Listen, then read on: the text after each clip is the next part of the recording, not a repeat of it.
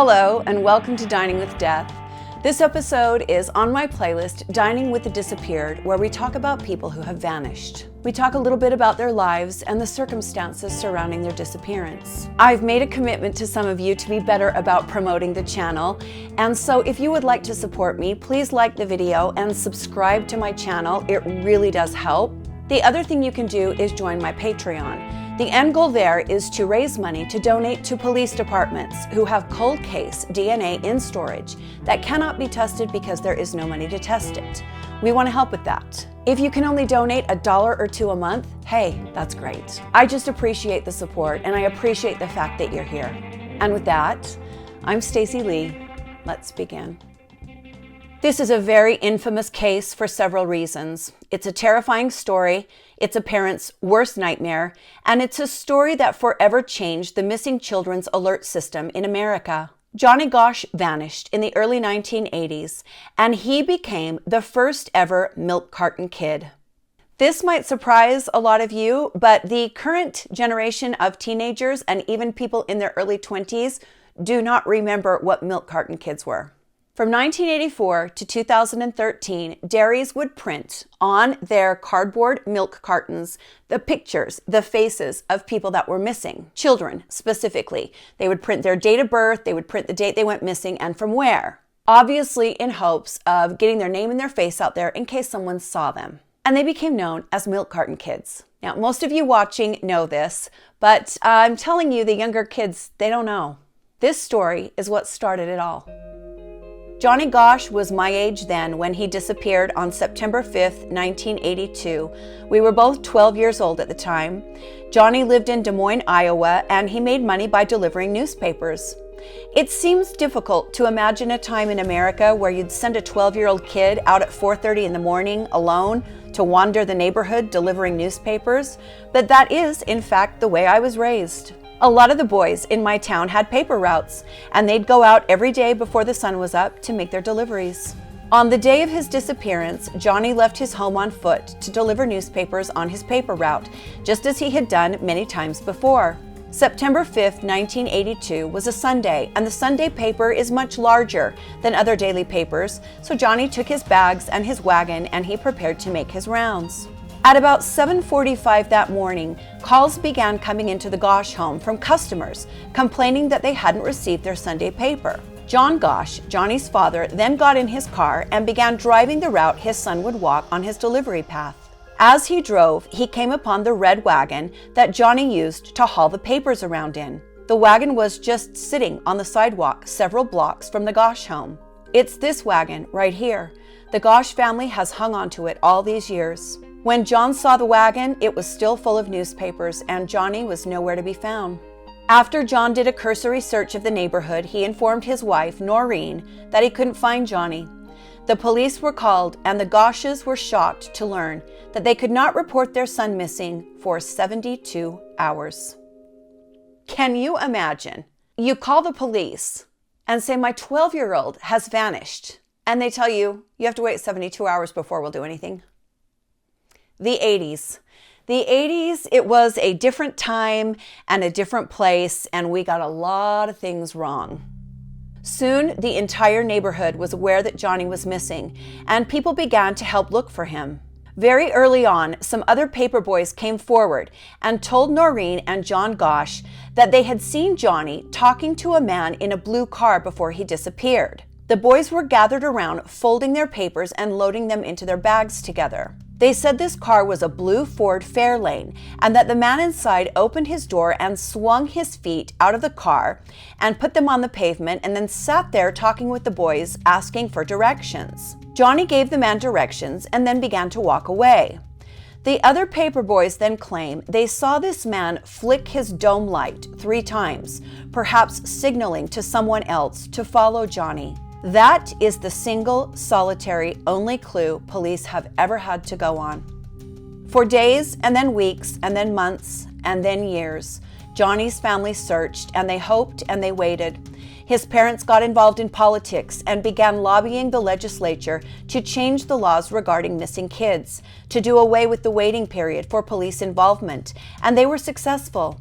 they passed the Johnny Gosch law, which allows immediate police involvement when a child goes missing. 2 years went by without any type of lead. Johnny had vanished like a puff of smoke, and then it happened again.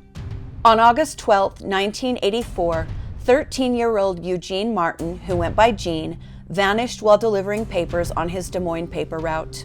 That's a separate story and one I'm going to cover, but when this happened, someone at Anderson Erickson Dairy had the idea to put the two boys' faces on the side of their milk cartons to raise awareness that the boys were gone. This dairy wanted to keep the boys' faces fresh in people's minds. There was no internet, no way to pull up a photo of the boys anytime you wanted, so this was a good way of keeping their faces out there. This is a photo of the actual milk carton that went out to all of the dairy's customers. After this, the dairy continued on, working with the National Center for Missing and Exploited Children by printing missing kids' faces on its milk cartons, and soon many other dairies followed suit. Sadly, nothing anyone did helped to find Johnny Gosch. His parents' lives fell apart, they grieved and they grew apart, and they divorced in 1993, 11 years after their son went missing.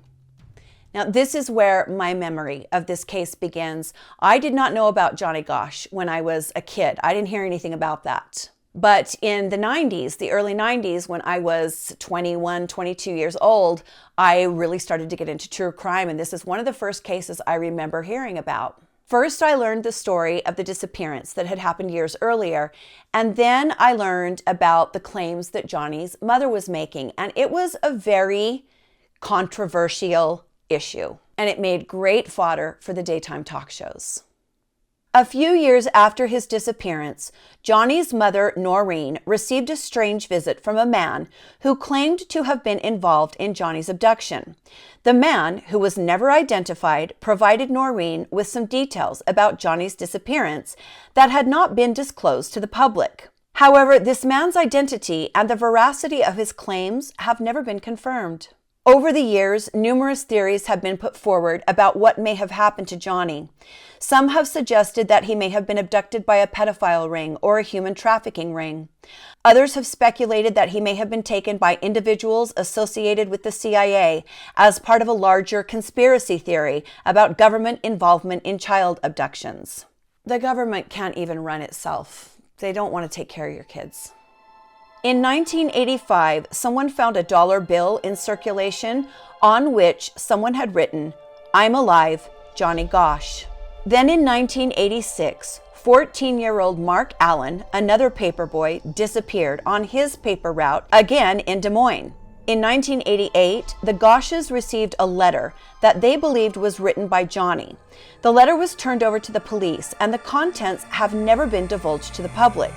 Noreen became convinced that Johnny was abducted and sold into a sex trafficking ring. John believes that yes, Johnny was abducted, but never shared his ex-wife's belief about the trafficking.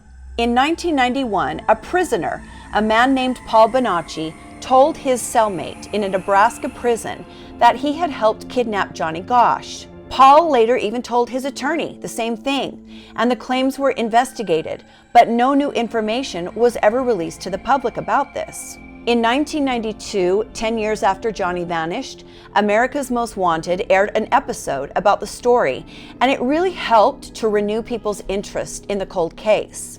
Then, in this already strange and disturbing story, the most strange and disturbing event took place.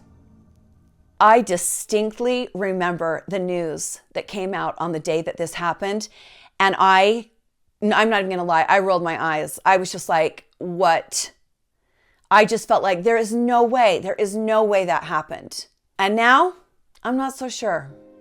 In March of 1997, while at home in bed, Noreen Gosch heard a knock at the door around 2:30 a.m. She opened her front door to see a strange man standing there with a younger man who said he was her son, Johnny. He said he was 27 years old, and he even unbuttoned his shirt to show his mother a birthmark to prove it was him. The two men came inside the house, and Noreen claims they stayed for an hour. Noreen says she was in shock, and she could see that the man claiming to be Johnny was very nervous, constantly looking at the other man before he spoke, as if for his approval. Now, not only I had a hard time with this story, but a lot of other people did as well. First off, Noreen didn't call the police. Second, she let her son leave. Now, none of us ever know how we would act in a situation like this, but Noreen claims that the information she was given in this meeting pretty much guaranteed that if she didn't do as she was told, both she and Johnny would be killed. Maybe that's the case, but it was very, very difficult for people to swallow this story, and it's still a very difficult story to believe. I've really tried to put myself in Noreen's shoes, and I don't know what was said that night, so that's tough to do. But I envision me holding on to my kid's foot and getting dragged off my front porch before I'm letting them leave again. I don't know. Apparently in this meeting, Johnny told his mother that yes, he was part of what he called a group, and that if she told anyone he'd come to see her, they would kill him and they would kill her. John, Johnny's father, who remember was divorced from Noreen in 1997 when this happened, did not believe the story, and neither did the police. But then something happened almost a decade later that made them doubt those beliefs. In 2006, Noreen Gosch found an envelope on her front step, and inside the envelope were photographs, lots of photographs. There was one particular photograph of 3 boys who were each bound, tied up, and one of them looked like Johnny. Now, I never know what I can show here and what I can't, because in one video I show something and it's fine, and the next time I show something almost identical and I get a strike. So I'm going to put this photo up and I'm going to blur it. So if you want to see the unedited photo, all you have to do is Google Noreen Gosch photo 2006. That will bring the photo right up. No one is dead in this photo. No one is even hurt, but they are bound. On the left appears a boy some people believe disappeared from Seattle. In the center, there is a boy some believe is David Leonard Johnson, who vanished from Linwood, Washington. And on the right is a boy many people believe is Johnny Gosch. Very quickly the photo circulated, and very quickly people chose sides. They either believed that Johnny was in the photo or were adamant that the boy on the right is not Johnny. There was even a cop who came forward and said that the photo of the 3 boys is from a case he worked in Florida and has nothing to do with Johnny Gosch, that someone is just being incredibly cruel to this family.